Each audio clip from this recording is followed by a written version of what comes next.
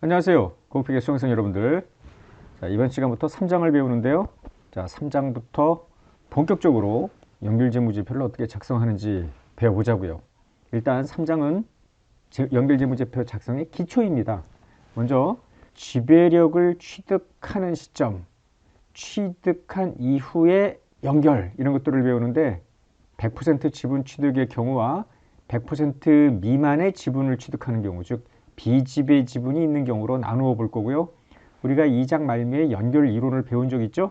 그거를 한번 연결재무제표를 어떻게 작성하는지 기초를 다 배운 다음에 다시 한번 지배기업 이론 혹은 실체 이론, 실체 개념이라고도 하죠.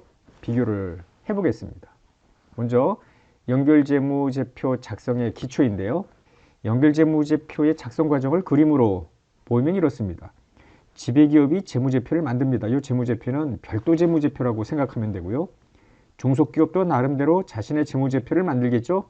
이거는 아마 개별 재무제표일 겁니다. 일단 두 재무제표를 단순하게 우르르 합산합니다. 같은 계정끼리 쫙 합쳐요.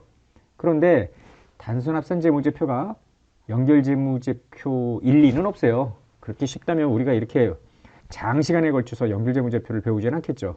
그래서 뭔가 죽이고 살리고 하는 연결 조정 분계라는 것을 하게 되는데요.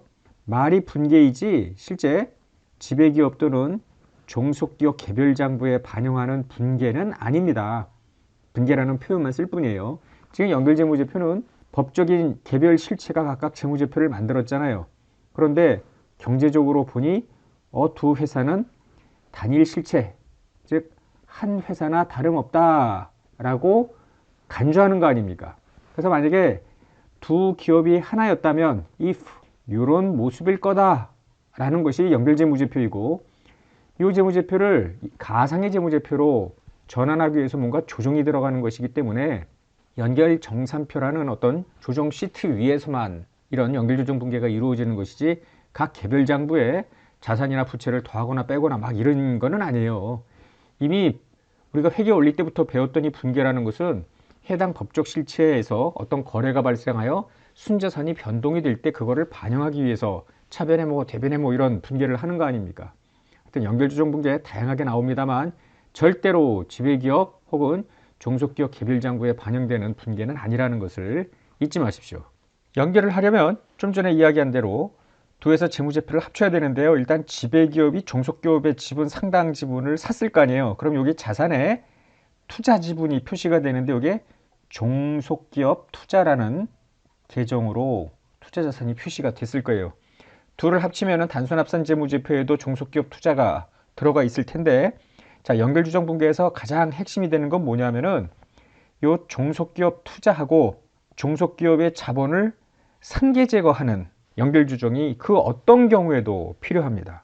이건 왜 하지? 도대체 뭐지? 그거를 여러분들한테 알기 쉽게 설명하기 위해서 1번 회사가 사업부를 신설하는 것과 별도의 자회사를 하나 설립하고 연결을 하는 것 간의 차이가 없음을 보여드리겠습니다. P회사는 새로운 사업을 위해서 회사 내에 별도 사업부를 신설하고, 즉 회사 내부에 1사업부, 2사업부 이렇게 분리를 했다는 거예요. 하나 더 사업부를 신설을 하고요. 그 사업부가 사용할 3천의 설비를 취득을 한 겁니다. P회사의 사업부 신설 전, 사업부 신설 후에 재무상태표가 주어지는데요. 자, 사업부 신설 전에는 유동자산이 10,000, 부채가 6,000, 자본금이 4,000이라고 가정을 해보자고요. 자, 사업부를 신설을 합니다. 3,000의 현금으로 설비자산을 샀대요.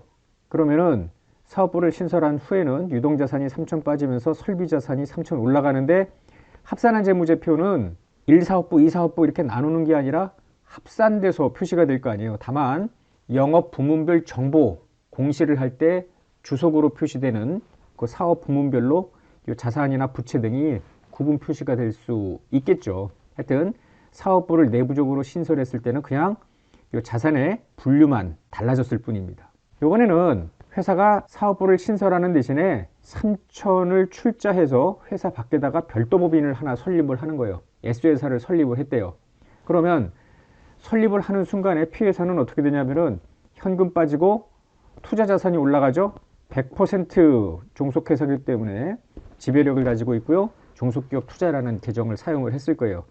그럼 요 돈은 S회사로 흘러 들어갔을 거 아닙니까? 자본금, 현금 이런 식으로 처음에 출자가 됐겠는데 뭐라고 되냐면은 출자받은 자금으로 삼천의 설비자산을 취득을 했대. 그래서 현금 빠지면서 설비자산 이렇게 됐겠지. 이게 설비자산 취득 직후에 S회사의 재무상태표입니다. 이렇게. 그런데 자, S회사 출자 후에 P회사는 지배기업이 되고요. 얘는 100% 종속기업이 될 거 아닙니까? 따라서 두 회사의 재무제표를 합치는 연결재무제표 작성을 시도해 보자고요. 자, 연결재무제표는 일단 단순히 합산을 한다고 했습니다. 우르르 합쳐요. 그러면 단순합산 재무상태표를 보면은 자, 보세요. 여기 유동자산 7천, 종속기업 투자 3천, 설비자산 3천 해가지고 7천, 3천, 3천 이렇게 들어가잖아요. 여기 부채가 있죠? 이쪽은 부채가 없네. 그러니까 부채는 단순합산 6천이 되고요. 자본금은 이쪽에 4천, 이쪽에 3천 해서 여기 4천, 3천 이렇게 돼요. 그럼 이것이 연결재무상태표이냐? 라는 의문인데요. 자, 우리가 답을 보기 전에 일단 다시 한번 앞으로 가볼까요? 회사 내에 사업부를 신설했을 때는 유동자산, 설비자산, 부채, 자본금 이걸로 끝나요. 회사 밖에다가 별도 법인을 하나 차렸습니다. 그리고 나서 지금 연결을 시도하는 건데 최종 결과는 회사 내에 사업부를 신설한 경우와 달라서는 안 될 거 아니에요. 즉 회사 내에 사업부를 하나 더 설립하나 회사 밖에다가 설립하고 이를 합치나 그 결과가 동일해야 될 거 아니에요. 경제적 실질이 같은데 최종 결과가 달라진다면은 회사가 사업부 내에 사업부를 신설하는 것과 밖으로 기업을 하나 더 만드는 것을 선택하여 재무제표 조작을 할 수 있을 거 아닙니까? 경제적으로 실질이 같다면은 최종 결과도 같아야 돼요. 자, 이 둘을 합쳤을 때 최종 결과는 이 사업부를 신설했을 때하고 다르지 않아야 합니다. 단순합산 재무상태표를 보면은 종속기업 투자 3천, 이 종속기업의 자본금 3천, 이것이 지금 양쪽에 3천, 3천 음영 처리를 해 놓았는데요. 지금 원래는 P회사의 종속기업 투자, S회사의 자본금인데 지금 연결재무제표에는 P나 S라는 법적 개별 실체는 의미가 없는 거 아니에요. 모두 한 회사다라는 거예요. 따라서 자기가 발행한 주식을 자기가 취득한 거나 다름이 없는데 자기가 발행한 주식을 자기가 다시 취득을 하면 자산이었나요? 중국회계 때 자산으로 하지 않고 자기 주식은 마이너스 자본 아닙니까? 결국 마이너스 자본이에요. 요 3천 요거를 연결 과정에서 상계를 해야 됩니다. 따라서 연결 재무상태표에는 유동자산 7천, 설비자산 3천, 부채 6천, 자본금 4천만 표시돼야 돼요. 이것이 그 어떤 경우에도 해야 하는 종속기업 투자와 종속기업 자본의 상계제거 분계라는 것입니다. 어떤 경우에도 하는. 이해가 되셨습니까? 지금 이 연결 재무상태표는 앞서 보았던 사업부 신설의 경우하고 똑같잖아요. 사업부를 신설하나 하든지 외부에다가 별도 100% 자회사를 설립하고 연결을 하든지 결과는 같습니다. 같아야만 되는 것이고요. 183페이지에는 연결 정산표라는 것이 있는데요. 연결 재무제표 작성을 좀 더 수월하게 하기 위해서 자, 지배기업의 모든 재무제표 숫자를 다 집어넣고요. 종속기업의 자산부채 자본, 물론 수익비용도 다 집어넣습니다. 연결조정 분계라는 것을 하게 되는데 앞서 보았듯이 연결조정 분계는 단순합산 재무제표의 금액을 이렇게 죽이고 뭐 이렇게 더 늘리고 줄이고 뭐 이런 것인데요. 지배기업, 종속기업, 개별장부에 반영되는 것이 아니라는 것을 앞서 이야기했죠. 이 연결조정 분계가 반영된 후에 이 금액들이 최종 연결재무제표에 올라가는 금액이다 이렇게 생각을 하면 되겠습니다. 연결정산표 그냥 엑셀 스프레드시트라고 생각을 하시고요. 작은 기업에서는 여전히 이런 연결정산표 형식의 엑셀 프로그램을 사용을 하는데요. 삼성전자와 같이 큰 대규모 기업, 그 다음에 100개, 200개씩 종속기업이 있는 경우에는 이렇게 수작업으로 연결재무제표 작성을 한다는 것이 거의 불가능할 것 아닙니까? 그래서 이미 지배기업, 종속기업 통합 시스템이 다 마련이 되어 있어서요. 각 지배 종속기업이 장부 기록을 하면은 각 개별 장부에 반영이 되고요. 동시에 연결에 통합되는, 풀링되는 시스템에도 역시 또 동시에 반영이 되는. 그래서 나중에 지금 우리가 보았던 지배기업의 종속기업 투자, 종속기업의 자본을 상계 제거하는 등의 여러 가지 연결 조정 분계가 들어가는데 그런 것만 반영하면 연결재무제표가 자동으로 튀어나오게끔 시스템이 다 정비가 되어 있다 생각을 하시면 되겠습니다. 우리는 당분간 종속기업은 한 개이고요. 계속해서 지배 종속기업 간의 어떤 내부 거래까지 포함한 사장을 우리가 마치기 전까지는 계속해서 이런 연결정산표, 물론 이제 4장, 5장, 6장에도 연결정산표가 나와 있지만 연결 분계를 하고 연결정산표가 어떻게 만들어지는지, 따라서 최종 연결재무제표는 어떤 모습으로 나오는지를 시각적으로 보여주려고 합니다. 여러분들 눈으로만 연결정산표를 보지 마시고 앞으로 나올 때마다 실제로 한번 작성해 보기 바랍니다. 본격적으로 연결재무제표를 작성하기 전에 몇 가지 더 들여다봐야 될 것이 있는데요. 연결재무제표는 지배기업 결산이익, 즉 지배기업의 보고기간 말일을 기준으로 하여 합쳐야 되는 거예요. 그런데 보고기간 종료일이 지배기업과 종속기업 간에 불일치할 수도 있어요. 일치된다면 예를 들어 전부 다 12월 31일이 보고기간 말이야. 그러면은 12월 31일자로 작성한 재무제표를 가지고 쭉 합치면 되겠는데, 지배기업은 12월 법인인데 종속기업은 12월 법인이 아니야. 뭐 3월 법인, 6월 법인, 9월 법인 뭐 다양하지 않습니까? 또 외국계 자회사라면은 뭐 11월 법인도 있고요. 5월 법인도 있고 시중에는 다양한 결산일이 있습니다. 따라서 보고 기간이 일치되게끔 지배기업 보고 기간 종료일과 일치되도록 종속기업 재무제표는 추가 작성해야 돼요. 굉장히 번거롭죠. 예를 들어 종속기업 재무제표가 6월 법인이야. 그럼 6월 달에 이미 만들어 놨는데 12월 말일자에 연결재무제표 만든다고 또 결산해야 되겠네. 뭐 어쩔 수 없습니다. 이것은 추가 작성을 해야 되는데, 실무적으로 재무제표 추가 작성이 어려우면 가장 최근 재무제표를 이용할 수 있다 라고 하면서, 가장 최근이라고 하더라도 3개월 이내의 경우에만 가능하다는 거예요. 그러니까 9월 30일자로 종속기업 재무제표가 만들어졌으면 이 재무제표 가지고 석 달 후에 12월 31일 보고기간 말, 지배기업 보고기간 말에 재무제표랑 합쳐서 연결재무제표를 만들 수는 있다는 거예요. 그러나 만약에 석 달이 넘어가면 그거는 다시 추가 작성을 해야 되겠다라는 것이죠. 다만 이러한 경우에 9월 30일자로 만든 종속회사 재무제표랑 지배회사 재무제표랑 나중에 12월 말일자로 합칠 때 석 달 동안 발생한 중요한 거래가 있을 수도 있잖아요. 따라서 종속기업 재무제표일과 연결재무제표일 사이에 발생한 유의적 거래나 사건의 영향은 조정을 해야 마땅하겠다라는 거예요. 한편 보고기간의 길이 재무제표일의 차이는 매 기간마다 동일해야 됩니다. 그게 무슨 소리냐면은 이번에는 그냥 9월 말일자로 합쳤어. 다음 연도에 가서는 재작성해가지고 12월 말일로 했어. 이렇게 되면은 얘기가 안 되는 거지. 그래서 한번 어긋났으면은 계속 똑같이 가져가자라는 거예요. 굉장히 귀찮은 일이죠. 실무에서는 이런 일들이 생기는 것이 굉장히 부담스럽기 때문에 종속기업의 보고기간 종료일을 지배기업 보고기간 종료일에 맞춰서 사업연도를 이미 다 변경을 해 놓았죠. 그래서 이렇게 추가 작성하는 일은 거의 없다고 보면 되겠습니다. 회계정책의 일치인데요. 지배종속회사의 재무제표를 우르르 합치는 건데, 지배기업이 채택한 회계정책과 종속기업이 채택한 회계정책이 서로 다르다면 이거 문제가 생기잖아요. 예를 들어 지배기업은 재고자산을 손익손실법으로 평가하는데 종속기업은 총평균이야. 이걸 그대로 합쳐. 그러면은 의미 없는 숫자가 나올 수도 있을 거 아닙니까? 그렇기 때문에 연결실체를 구성하는 기업의 회계정책을 전부 지배기업의 회계정책에 맞춰서 수정을 해야 된다라는 겁니다. 굉장히 번거로운 일 아니에요. 이것도 연결재무제표 작성할 때마다 불일치되는 회계정책을 전부 수정하려니 이것도 참 돌아버릴 일이죠. 그래서 실무에서는 이미 종속기업 재무제표를 작성할 때 적용하는 회계정책을 다 변경을 해 놓았죠. 지배기업과 일치되도록. 그래서 새삼스럽게 연결재무제표를 작성하면서 회계정책 변경에 대한 수정 재무제표를 매 보고기간 말에 작업을 하는 경우는 거의 없다고 보면 되겠습니다. 드디어 연결재무제표를 이제 본격적으로 작성을 해보는데요. 자, 한번 생각을 해보면은 전부 다 12월 31일이 지배회사 종속회사 결산일이라고 가정을 해봐요. 그러면은 앞으로 지배회사 P, 종속회사는 S인데요. 지배회사는 아무 때나 지배력을 취득할 수 있잖아요. 그러면은 지배력을 취득하는 시점에 연결재무제표를 작성하지는 않지 않습니까? 좀 전에 이야기한 대로 지배기업 보고기간 말일을 기준일로 해서 이 두 회사 재무제표를 합친다고 하지 않았어요?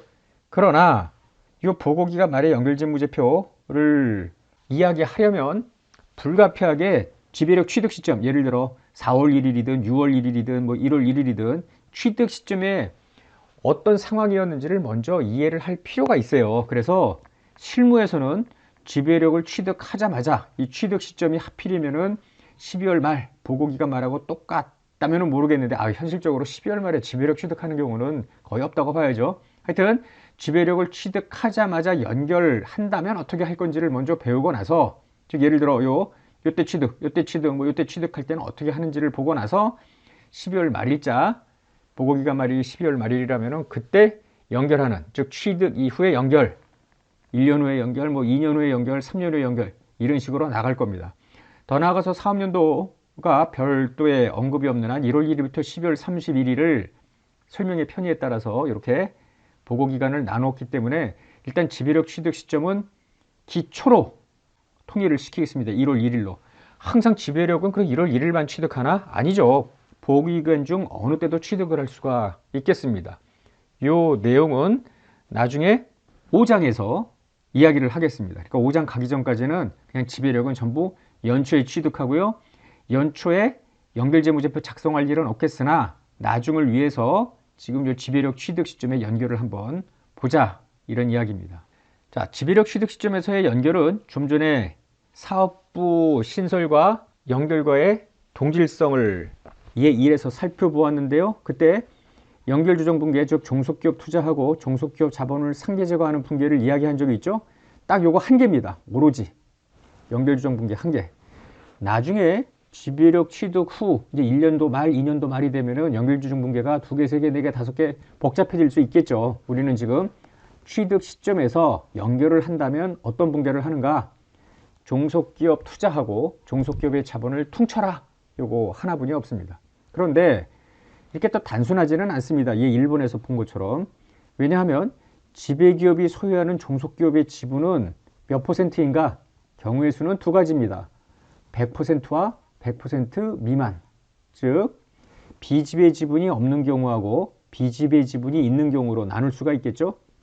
두 번째로 지배력을 취득하는 날 종속기업 순자산의 장부금액, 종속기업 순자산의 장부금액은 자본의 장부금액과 같은 거고요.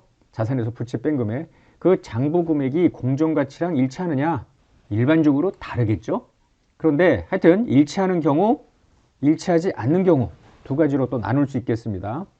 한편 종속기업에 대한 지배력을 취득을 하는데 뭐 100%이든 100% 미만이든 취득원가는 얼마를 지급했을까? 즉 초과 지급이 있었을까? 우리 1장에서 배웠던, 아니면 싸게 샀나? 딱 제값을 주고 샀나? 이렇게 세 가지 경우가 있을 거 아니에요.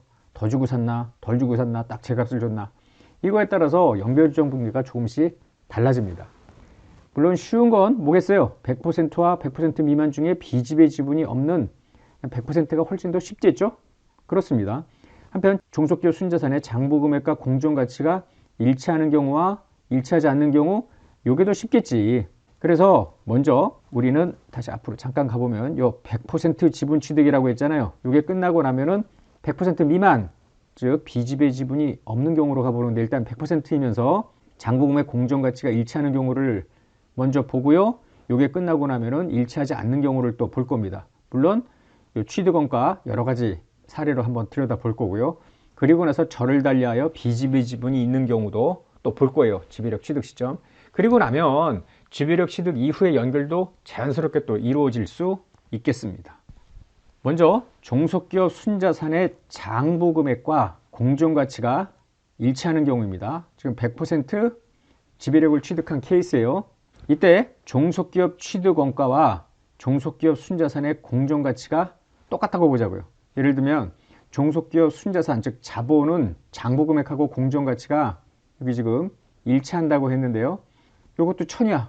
장부금액도 물론 1000이고, 근데 딱 100%를 1000 주고 샀어.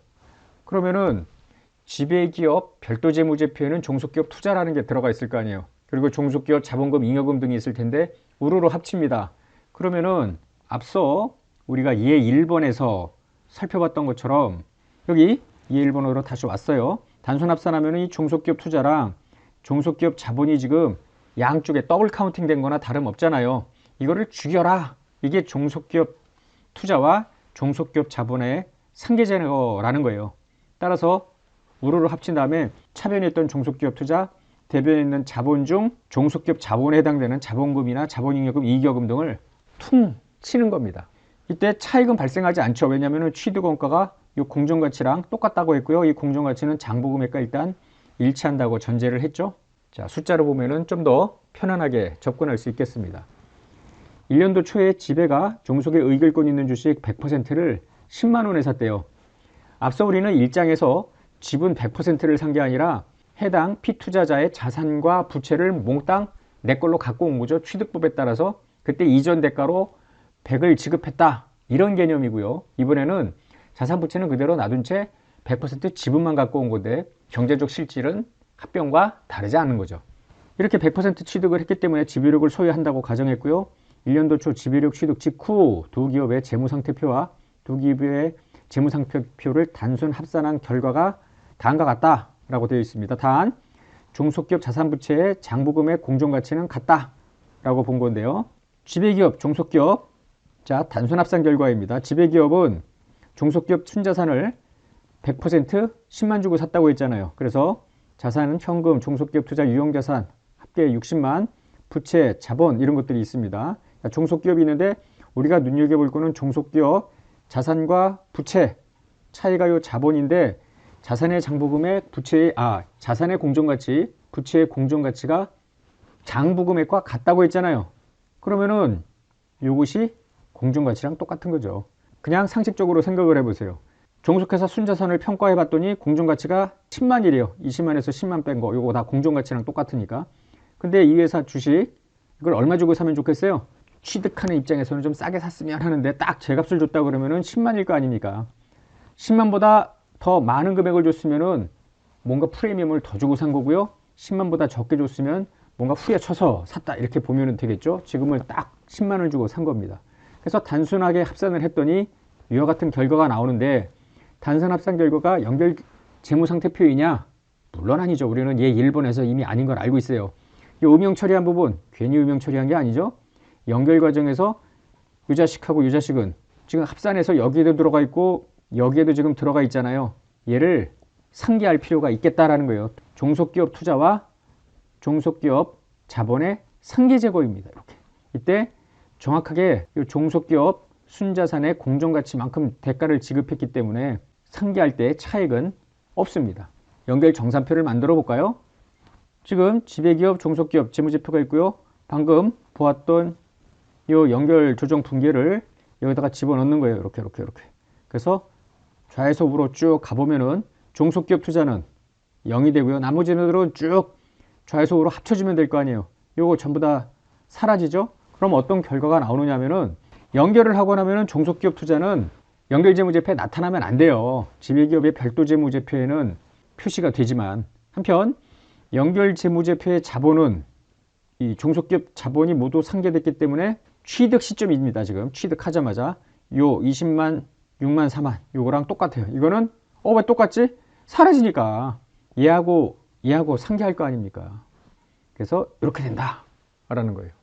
실무에서는 뭔가 종속기업 순자산 지분의 100%를 사면서 딱 그거의 공정가치로 산다기보다는 일부 프리미엄을 지급하고 사는 경우가 많죠. 우리가 일장에서 합병의 회계 처리를 설명할 때도 뭔가 프리미엄을 더 주는 경우가 흔하다고 이야기를 하잖아요. 그게 바로 영업권 개념입니다. 그런데 문제는 뭔가 프리미엄을 더 주더라도 더 준 금액이 종속기업 투자에 그대로 포함되어 있을 거예요.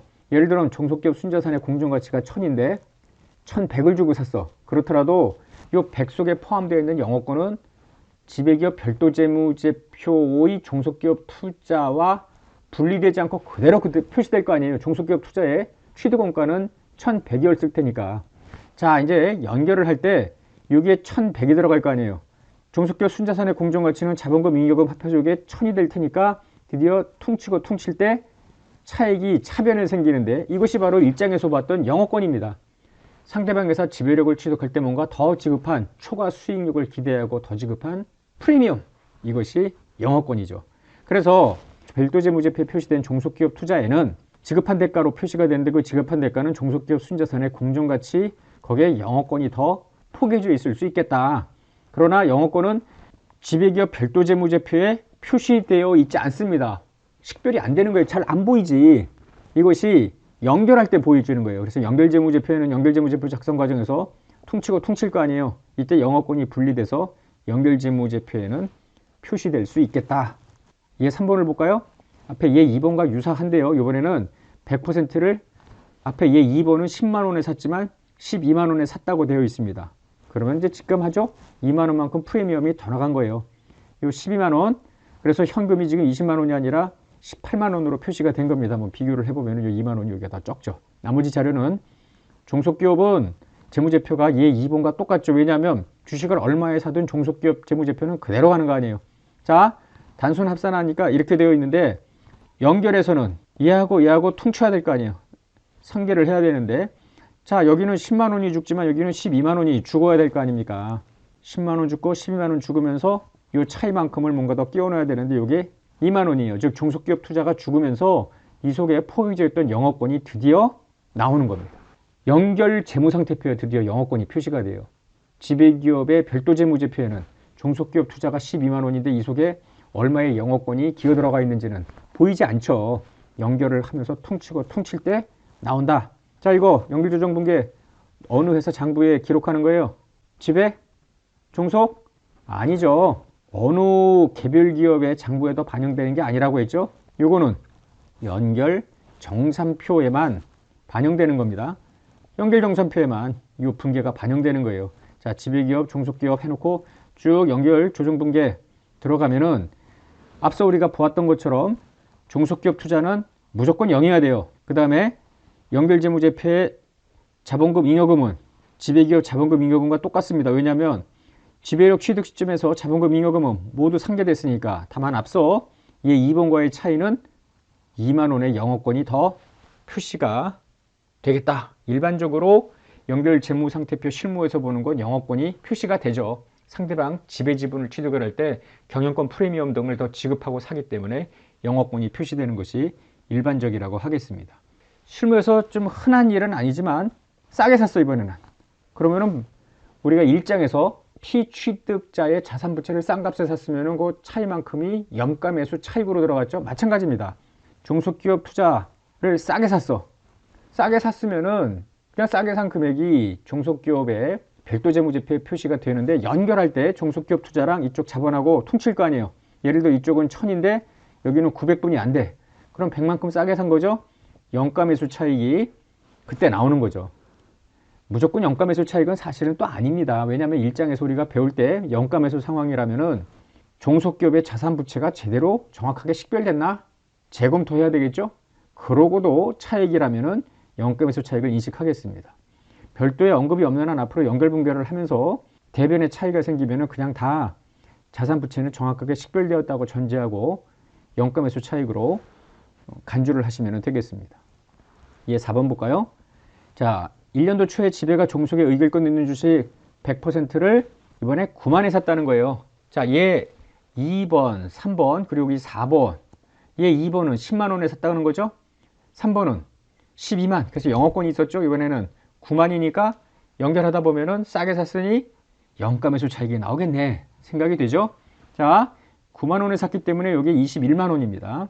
종속회사는 그대로 들어가고요. 단순 합산한 결과가 연결이 아니죠. 왜냐하면은 얘 9만 원과 이 속에 포함되어 있는 10만 원이 더블 카운팅이 된 거니까 죽이고 해야 되는데 죽이고 죽이다 보면 이쪽에 차이가 생기잖아요.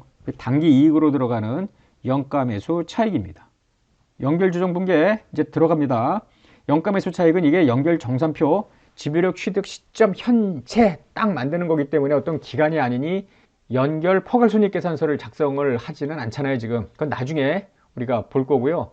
따라서 단기 순이익은 결국 이익여금에 들어가니까 이 이익잉여금에 포개 넣었습니다. 자, 들여다보면은 역시 똑같은 결과가 나오는데요. 이 종속기업 투자는 모두 사라집니다. 안 나와요. 영업권 같은 거는 여기는 안 나오는 거죠. 그 다음에 여기 연결 재무상태표에 자본금 잉여금은 지배기업하고 일단 같아야 되는데 잉여금은 영가매수 차익이 있는 경우에 더 여기 많아지니까 그만큼 차이가 있을 수 있겠습니다. 자, 오늘 강의 끝내면서 그림 2번으로 정리를 해볼게요. 지배기업이 있습니다. 종속기업이 있습니다. 지금 지배기업은 P자를 여기다 표시를 했죠. 이건 지금 서브시디어리 S가 될 테고요. 우리가 눈여겨볼 건 종속기업 투자라는 건데요. 일단 단순 합산하죠. 그러면은 자 보세요. 종속기업 투자, 그 다음에 나머지 자산이 요 P, 그 다음에 요 종속기업 요 자산 S 자산 들어가고요. P회사의 부채, S회사의 부채, P회사의 자본, S회사의 자본. 요게 이제 단순 합산인데 이게 연결재무제표가 아니잖아요. 어떻게 해요? 지금 여기 표시한 것처럼 얘하고 퉁치는 거라고. 근데 정확하게 지금 왼쪽 오른쪽 요 금액이 같으면 결과는 이게 얘 2번 아닙니까? 연결재무제표 1번. 그런데 만약에 종속기업 투자가 더 커. 그러면은 뭔가 남아야 될 거 아니에요. 여기 죽고 여기도 다 죽여야 되는데 너무 많이 죽였으니까 뭔가 차변 쪽에 끼워 넣기 숫자가 들어가야죠. 반대로 종속기업 투자가 이번에는 요 자본보다 적으면 이쪽에 차이가 들어갈 거 아닙니까? 이게 얘 3번, 얘 4번이 되겠습니다. 이 구조를 잘 보시고요. 앞으로 우리가 4장, 5장, 6장 어떤 경우에든 연결재무제표를 만들 때 어느 시점에 만들든 몇 퍼센트 지분을 취득했든 상관없이 연결재무제표를 만들 때 종속기업 투자와 종속기업 자본을 상계질과하는 분계는 반드시 해야 된다라는 것을 잊으시면 안 되겠습니다. 자, 오늘 강의 여기서 마칠게요. 복습 많이 하세요.